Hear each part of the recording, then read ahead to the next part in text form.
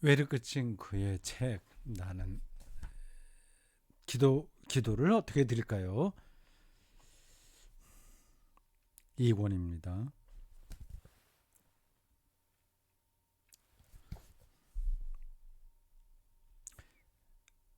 여러분들 중에서 책 읽기를 좋아하시는 분들은 이런 책 구해두고 읽어보시죠. 두고두고 읽어도 됩니다. 반복해서 읽어도 됩니다. 오늘 우리들은 42쪽부터 시작하는 글, 나를 본 사람은 누구든지 내 아버지도 본다는 제목의 글과 거기에 해당하는 외롭게 친 그의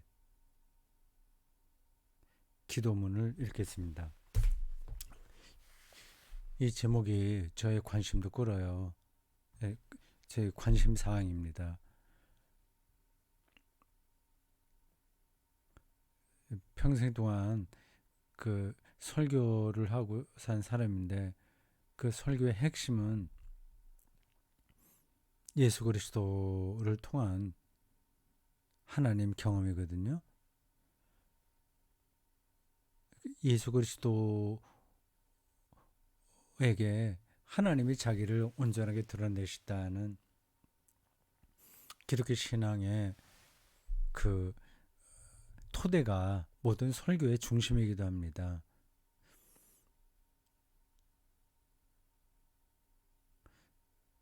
근데 그걸 어떻게 우리가 경험하냐 하는 게 핵심이거든요. 그러니까 예수 그리스도가 바로 하나님이다는 이야기이기도 한데 삼위일체의 관점에서 우리는 예수를 아들로서의 하나님이라고 얘기하잖아요. 네, 이러한 신학 용어나 개념들, 신앙적인 표현들이 실질적으로 무엇을 가리키는지를 알아야 됩니다.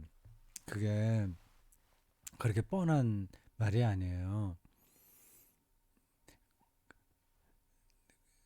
근데 대충은 우리가 알긴 아는데, 대충 아는 거하고 그 세계 안으로 들어가는 거하고는 완전히 다릅니다. 그리고 그거는 한번 자기가 경험한 것으로 끝나는 문제도 아니에요. 그 그리스도교의 가르침은 보통 도그마라고 얘기하죠. 교리죠. 세례문답이기도 하고 사도신경의 내용이기도 합니다. 그러한 가르침들은 일종의 화두라고 할 수 있어요. 화두는 끝나는 문제가 아니잖아요. 계속 붙들고 있어야 되죠. 만약에 기독교 교리가 이렇게 정답을 우리가 외워서 얻을 수 있는 거라면 신학은 필요 없는 거죠. 근데 지금 2000년 동안 내려왔는데도 여전히 신학이 계속되고 있지 않습니까? 그리스도의 가르침이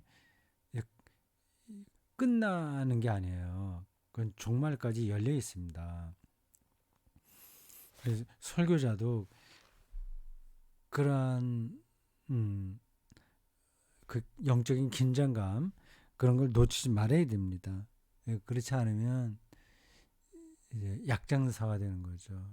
좀 착한 약장사가 있고 정말 난폭한 약장사가 있고요. 좀 정직한 약장사가 있고 좀 거짓말쟁이 허풍을 떠는 약장사가 있습니다. 근데 일반 그리스도인들은 그걸 구분하기가 쉽지 않을 거요. 목사가 인격적이고 또 성품도 좋고 또 진정성도 있다고 해서 기독교의 세계를 잘하는 게 아닙니다. 꾸준하게 수행하듯이 기독교 세계 안으로 한 걸음 한 걸음 들어가는 노력이 필요하죠. 말이 옆으로 너무 길었습니다. 나를 본 사람은 누구든지 내 아버지도 본다. 이 요한복음에 나와 있는 표현일 겁니다. 요한복음에는 그렇게 자기 규정에 대한 예수님의 말씀이 종종 나와요. 공간복음에는 그런 이야기들 별 많지 않습니다. 그런 자기 규정을 가리켜서 에고 에이미, 그리스어로 에고 에이미, 에고 나는, 에이미 뭐뭐다, I am 이라는 뜻이에요. 그렇게 정형화된 문장으로 나옵니다. 나는 선한 목자다. 나는 길이요 진리요 생명이다. 뭐 그런 표현들이요. 근데 요한복음에 그런 것들이 많이 나오고 공관복음에는 대단히 우회적으로 나옵니다.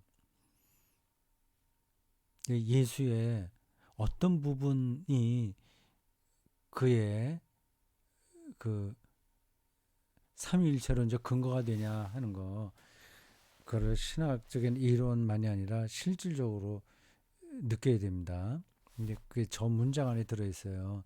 나를 본 사람은, 예수를 본 사람은 누구든지 아버지 하나님도 본다는 거 아닙니까? 이 본다는 거는 또 안다는 뜻이기도 해요. 저도 설교할 때마다 그거가 어떤 거냐 하는 거를 회중들에게 설명하려고 애를 쓰는데 이게 뭐 그렇게 간단한 문제가 아닙니다. 웨르크첸크의 요 제목으로 된 글을 좀 읽어보겠습니다. 로마군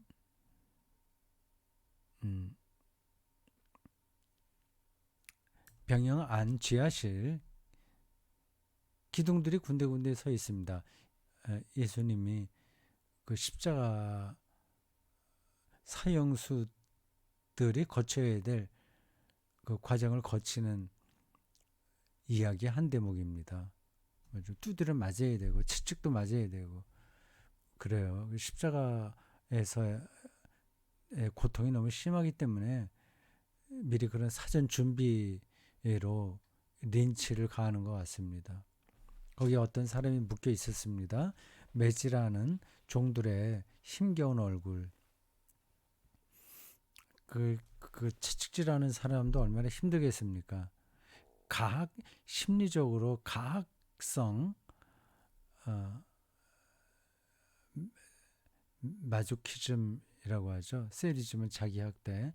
그래 병든 사람이 아니라면 이 채찍질하는 게 고통스러운 겁니다. 채찍이 들린 손, 꼬리가 9 달린 고양이 모양의 고문 도구. 저런 이름이 붙여진 것 같아요. 로마 시대의 채찍이에요. 거기 채찍에 그 가죽으로 된 그 줄이 아홉 가닥이었던 것 같습니다. 그 끝에는 철심이 박혔고요. 좀 끔찍스럽죠. 사람 맞으면 살찝니다. 묻어나죠. 철심이 박힌 가죽 채찍. 그리고 그 행렬 맨 뒤에 얻어맞은 사람. 그들은 그를 묶어서 거칠게 잡아당기며 총독에게로 끌고 갔습니다. 총독은 백성이 보는 앞에서 그를 가리켜 키며 보라 이 사람을 이라고 말했습니다. 요한복음에 따른 겁니다. 에케 호모, 유명한 문장이죠. 에케 호모. 고대의 예술가들은 기꺼이 신이자 인간인 존재의 인간인 존재, 신인. 적어도 온전한 신, 온전한 인간이라는 신학적 진술도 그렇게 쉽게 따라갈 수 없어요. 반신 반인이 아니에요. 혼합되지 않고 온전하게 두 속성이 살아있으면서 하나인 존재. 이걸 우리는 일상에서 경험할 수가 없습니다. 나무와 공기가 각각 있으면서 하나인 어떤 사물을 알 수 없는 거예요. 그런 게 없는 거죠. 근데 예수에게는 그런 일이 벌어졌다는 거 아닙니까? 근데 그게 뭘 보고 그걸 알 수 있냐? 무엇을 근거로 그렇게 이야기하냐? 그게 이제 우리가 배워야 될 대목이죠. 예수 그리스도에 대한 그런 규정들, 정체성에 대한 진술들이 하루 이틀에 된 게 아니라 오랜 시간을 거쳐서 이르게 된 겁니다. 거기에 과정이 있어요. 모습을 아름답게 묘사하곤 했습니다.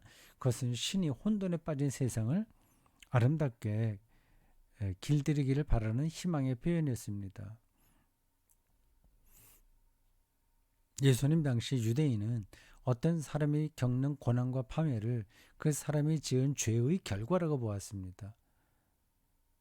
그러니까 다른 말로는 설명하기 힘드니까 죄다 이렇게 말하는 거죠.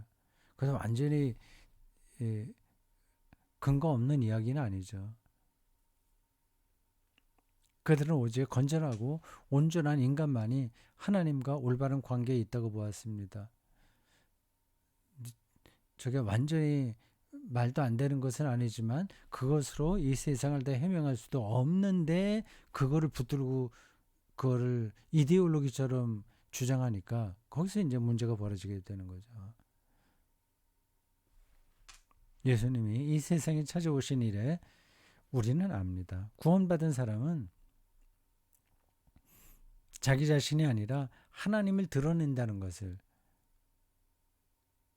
결국 하나님과의 관계가 어떠냐가 핵심이죠. 그것은 사람이 자기 자신의 고유한 형상을 포기하거나 잃어버리는 정도가 클수록 더욱 뚜렷하게 밝혀집니다. 그 인간인데 어떻게 저렇게 살지, 저렇게 불행하지, 저렇게 불쌍하지 하면 그 모든 게 무너지는 거잖아요. 그럴수록 하나님을 드러낸다는 겁니다. 이게 좀 말이 안 되는 거죠.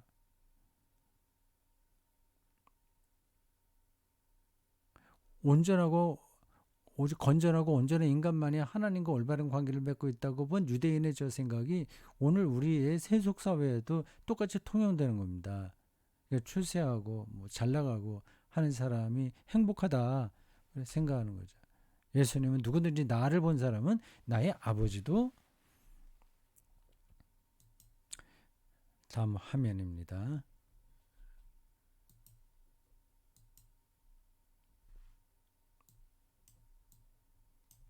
본 것이다 라고 말씀하셨습니다. 자신이 당할 고난을 앞두고 이렇게 처신하셨습니다.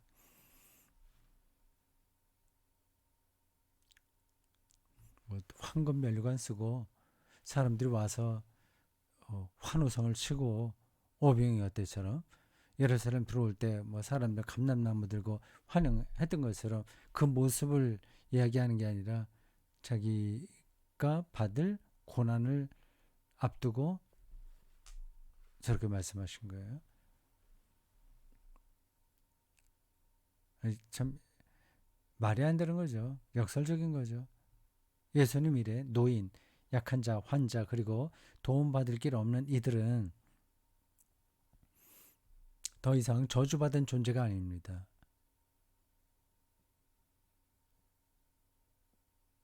야, 저 대목으로 우리가 들어갈 수 있을까요? 도움받을 길 없는 사람들은 더 이상 저주받은 존재가 아니다. 거기 어떤 일이 벌어지기에 그럴까요? 그런 자리에도 하나님이 함께 하신다는 사실을 뚫어볼 때만 그게 가능하겠죠. 그들은 고난받으신 이로부터 오는 우선권을 가지고 있습니다. 뭐에 대한 우선권이에요? 구원에 대한 우선권이겠죠. 그러니까 예수 그리스도가 고난받으신 이니까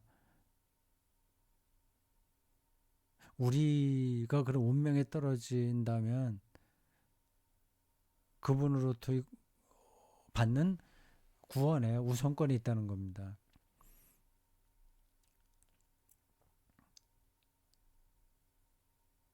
그들은 자신의 연약한 형상으로 처음부터 끝까지 고난당하신 그리스도를 알려줍니다. 이로써 그를 통해서 그분과 함께 하나님의 형상으로 되어갑니다. 그들은 그런 방식으로 존중받을 수 없을 듯한 모습으로 소멸해가는 자기 자신의 인간상을 아름답게 할 수 있습니다.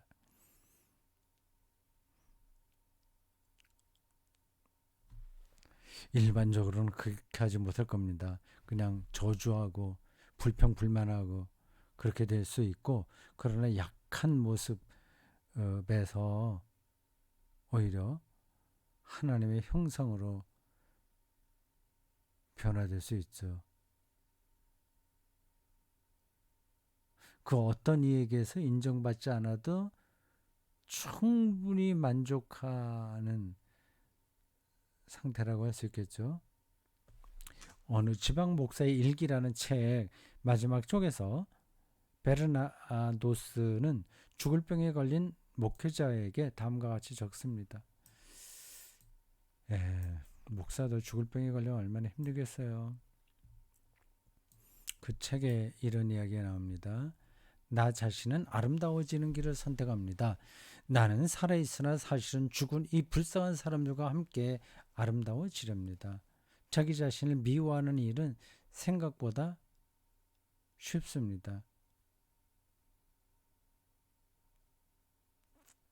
무슨 말이지?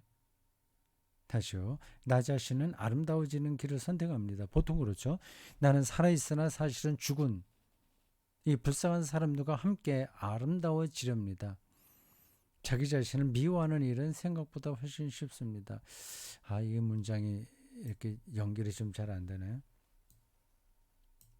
사람이 자기 자신을 잊는 데에 은혜가 있습니다. 번역의 문제인가? 아니면 다른 의미가 있는 걸 제가 찾지 못하는가? 모르겠네요. 우리 안에는 자존심을 모두 다 죽일 수만 있다면, 은혜 중에 은혜를 받았다면, 비록 고난당하는 그리스도의 지체로서 별 볼 일 없는 부분 중에 하나가 되더라도 나는 스스로 겸손해지기를 사랑할 것입니다. 미리 제가 한번 읽었는데도 확 와닿지가 않네요. 전반적으로 뭘 얘기하려고 하는지는 물론 알 수 있습니다. 제 가장 불행한 자리에 놓여 있다고 하더라도 그걸로 우리가 불행해지는 건 아니다. 오히려 그게 아름다운 삶일 수 있다, 그런 얘기인데, 근데 문장 하나하나의 연결이 좀 잘 안 돼요. 비약된 것 같기도 하고 시처럼 쓴 것 같네요. 지나가겠습니다. 자, 이제 그 다음에 기도문이 나옵니다.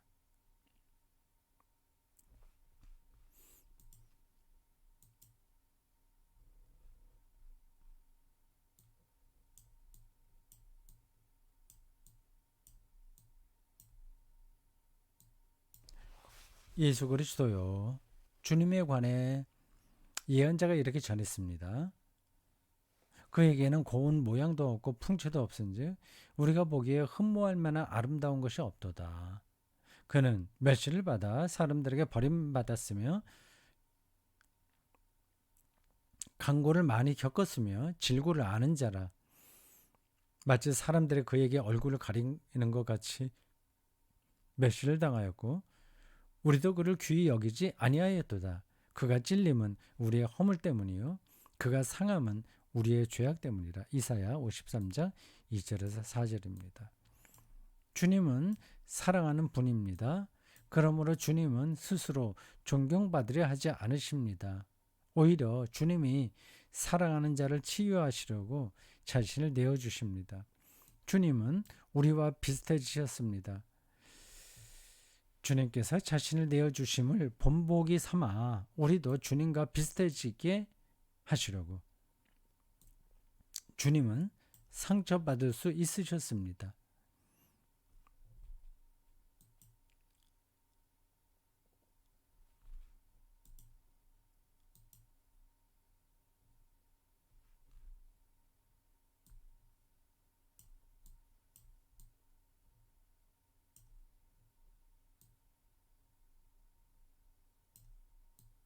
주님은 사랑이시기에, 그리고 우리가 고난당할 때 주님의 사랑에 붙들려서 머물 곳을 찾게 하시려고.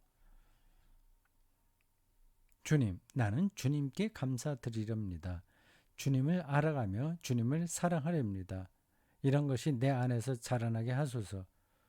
주님께서 나를 온전하게 재형성하시기까지.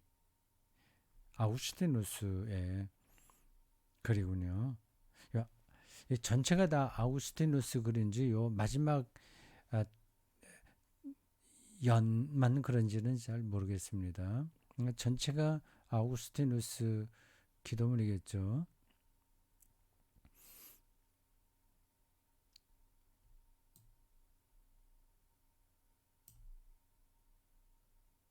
주님은 사랑이시기에.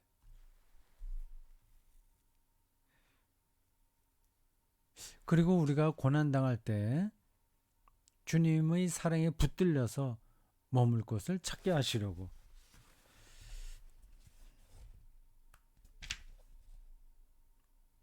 그렇게 하시려고 앞에 문장에 주님은 상처를 받을 수 있으셨습니다. 상처를 받을 수 있으셨습니다. 네, 이사야서에 나오는 그 구절에 근거한 기도문입니다.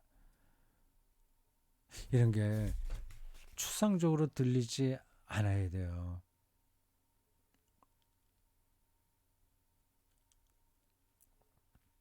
예수 그리스도의 상처, 그의 고난, 아주 끔찍한 그 십자가 죽음,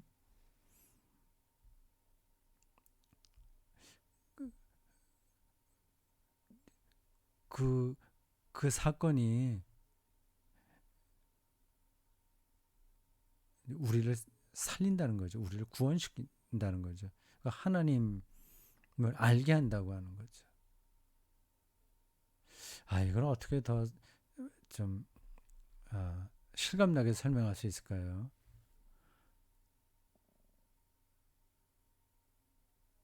정말 자기가 사랑하는 사람이 옆에 있다면 좀 배가 고파도 괜찮잖아요. 그렇게 생각하면 될까요? 모르겠습니다. 하여튼 여러분들도 생각해 보십시오.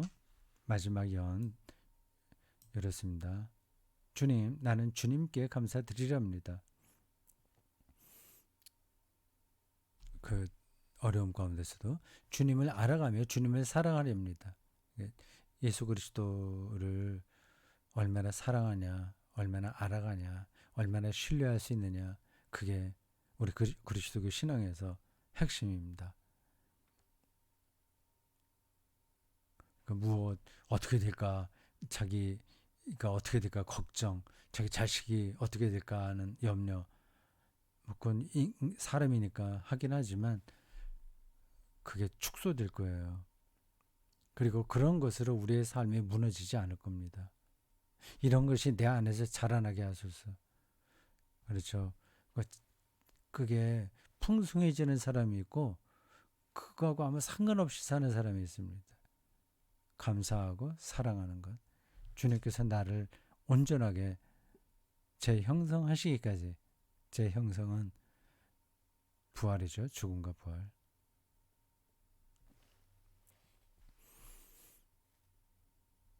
네, 여기 마치겠습니다.